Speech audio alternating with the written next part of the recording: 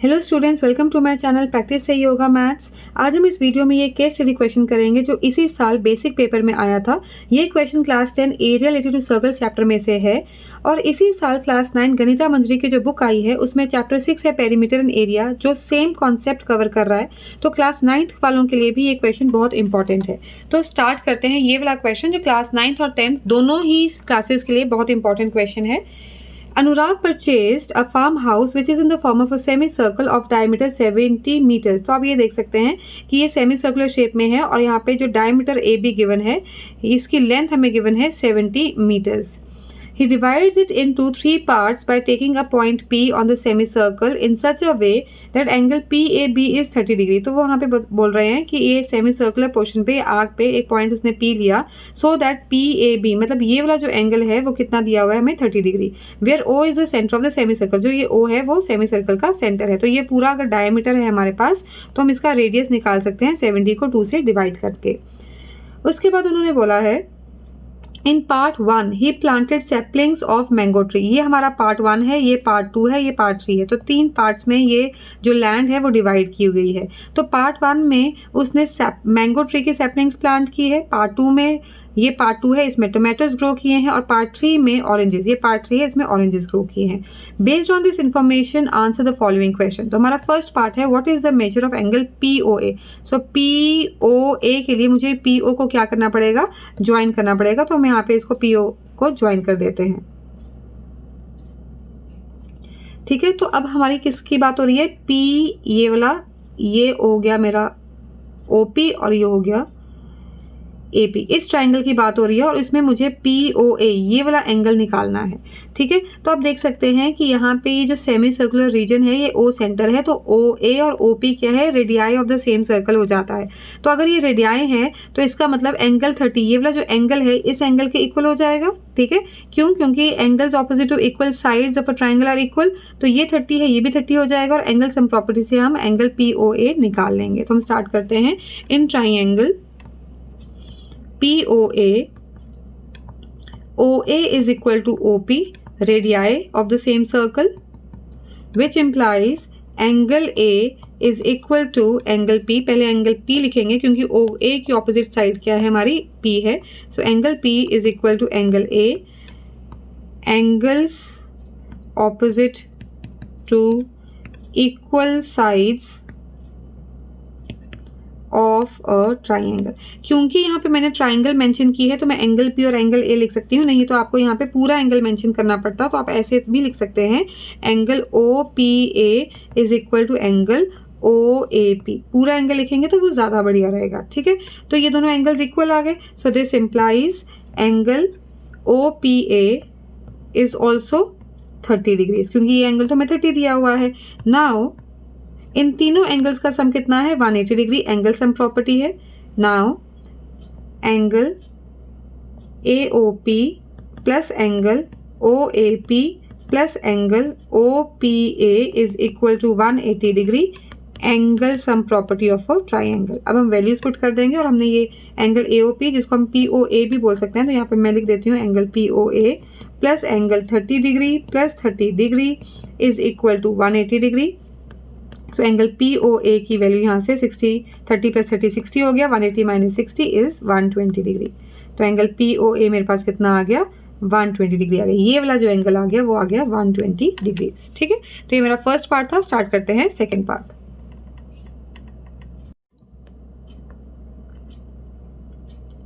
Second part है find the length of wire needed to fence the entire piece of land. Entire piece of land means ये जो semi circular farm house है ये पूरा land है, इसे हमें फेंस करना है तो हमें लेंथ ऑफ वायर चाहिए। मीन्स हमें क्या चाहिए, ये एक सर्कुलर जो आर्क है इसके ऊपर मुझे फेंस करना है। ठीक है, और ये जो डायमीटर है इसके ऊपर मुझे फेंस करना है। तो मुझे डायमीटर और ये सेमी सर्कुलर आर्क, तो length of semi circular arc क्या होता है, हाफ ऑफ द सर्कल। जो सर्कल का सर्कमफ्रेंस होता है अगर हम उसे हाफ कर दें तो हमारे पास सेमी सर्कल का सर्कमफ्रेंस आ जाता है, तो ये पाई आर हो जाएगा और उसमें हमने डायमीटर को ऐड करना है। तो हम यहाँ पे लिखेंगे total wire needed is equal to length of arc plus diameter.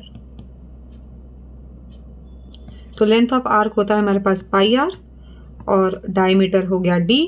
अब d हमें गिवन है 70 मीटर्स, ये पूरा जो डायमीटर है 70 मीटर्स है, तो मेरे पास रेडियस कितना हो जाएगा 70/2 दैट इज 35 मीटर्स। ठीक है, तो यहाँ पे हम वैल्यू पुट करेंगे, क्योंकि पाई की वैल्यू हमें मेंशन नहीं है तो हम इसकी वैल्यू लेंगे 22/7 इंटू 35 प्लस 70। सो यहाँ पे ये कैंसिल आउट हो गया, 7 1 सा 7 5 सा, तो यहाँ पे आ जाएगा 22 इंटू 5 इज 110 प्लस 70, तो ये आंसर हमारा आ गया यहाँ पे 180 मीटर्स। ठीक है, so total wire which is needed to fence the entire piece of land is 180 metres. ये हमारा सेकंड पार्ट था। स्टार्ट करते हैं थर्ड पार्ट। तो थर्ड पार्ट में हमें चॉइस है। फर्स्ट पार्ट है हमारा इसका, find the area of region in which saplings of mango tree are planted.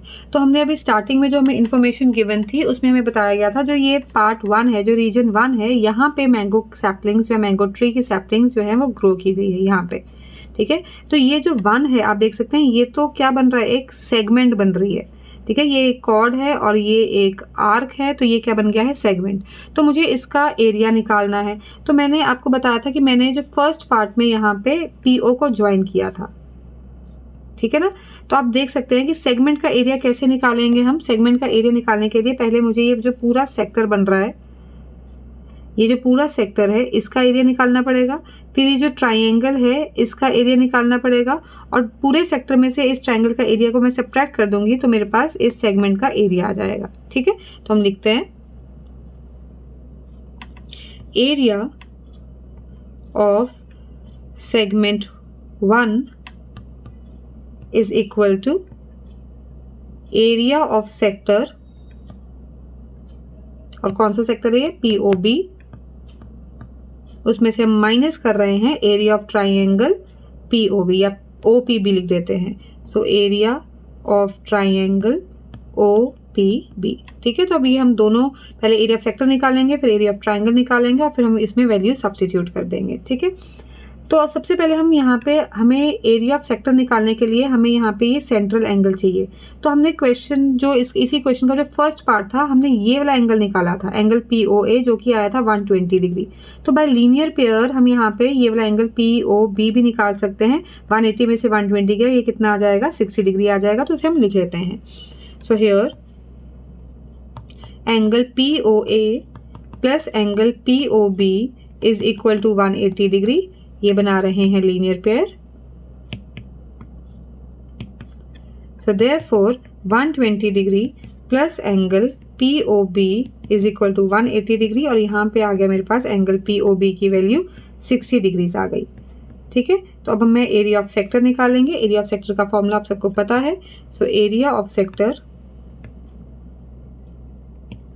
POB is equal to theta upon 360 degree into pi r square.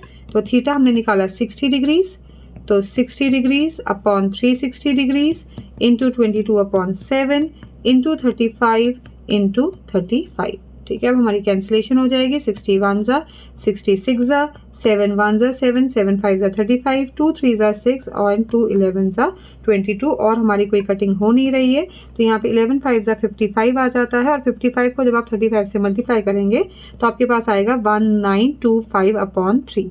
ठीक है, अब यहाँ पे 1925/3 को भी हम डेसिमल्स में कन्वर्ट करेंगे, तो डेसिमल्स में कन्वर्ट करने के बाद मेरे पास आ जाएगा 641.6666 आता है, तो इसे अप्रॉक्सीमेट करके हम लिख देंगे 67 मीटर्स। ठीक है, तो ये हमने निकाला एरिया ऑफ सेक्टर। ये पूरा जो सेक्टर है यहाँ से ये पूरा ये सेक्टर निकाला। अब उसमें से हमने एरिया ऑफ ट्राइंगल निकालना है। अब एरिया ऑफ ट्राइंगल निकालने के लिए देखिए कि यहाँ पे ये एंगल आ गया 60 डिग्री। ठीक है, अब ये भी रेडियस है OB और ये OP भी रेडियस है, तो अगर ये रेडियस है तो ये वाला जो एंगल होगा ये क्या होगा, सेम होगा। ठीक है ना, तो ये क्या बन गया 60 डिग्री, और ये अगर दोनों एंगल सेम है तो बाय एंगल सम प्रॉपर्टी ये दोनों एंगल्स भी क्या आ जाएंगे, 60 और ये 60 आ जाएगा, तो ये एक इक्विलेटरल ट्राइंगल बन जाएगी। और एरिया ऑफ इक्विलेटरल ट्राइंगल का फॉर्मूला होता है √3/4 साइड स्क्वायर। तो इसकी साइड क्या है, साइड है इसकी रेडियस, तो जो कि है 35 मीटर्स। ठीक है, तो ये हम पहले लिख लेते हैं। इन ट्राइंगल OPB, यहाँ पे OP is equal to OB,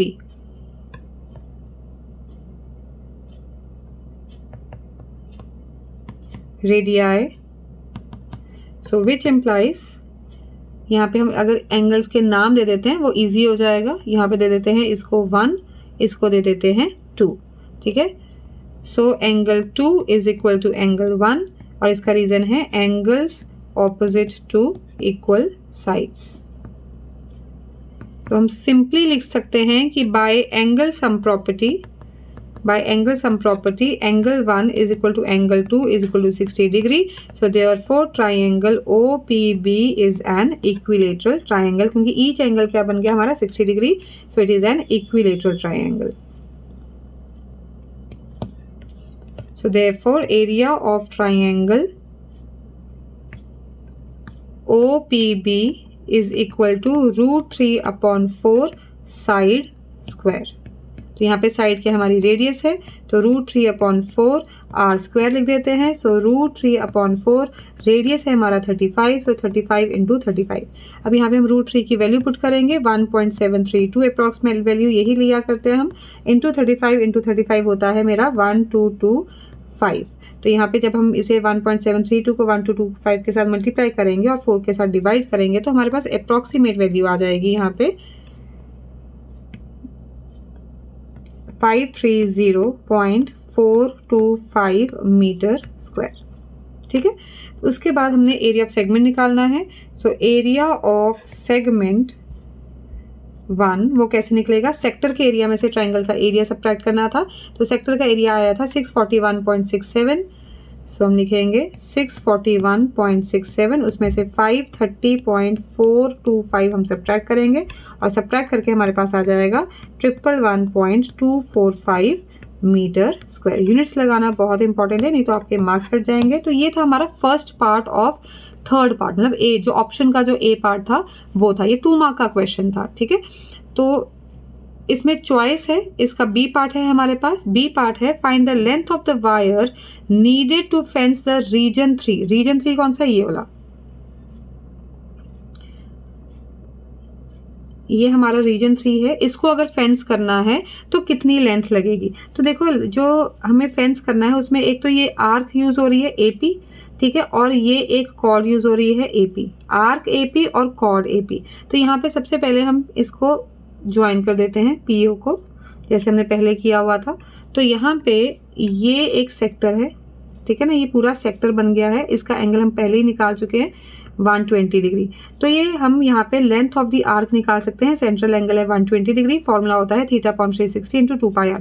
वहाँ से हमारे पास लेंथ ऑफ द आर्क आ जाएगी। तो पहले हम लेंथ ऑफ आर्क निकालते हैं, फिर हम देखते हैं कि हमें ये जो कॉर्ड AP है उसकी लेंथ कैसे निकालनी है, ठीक है। सो हम लिखेंगे रीजन 3 is the segment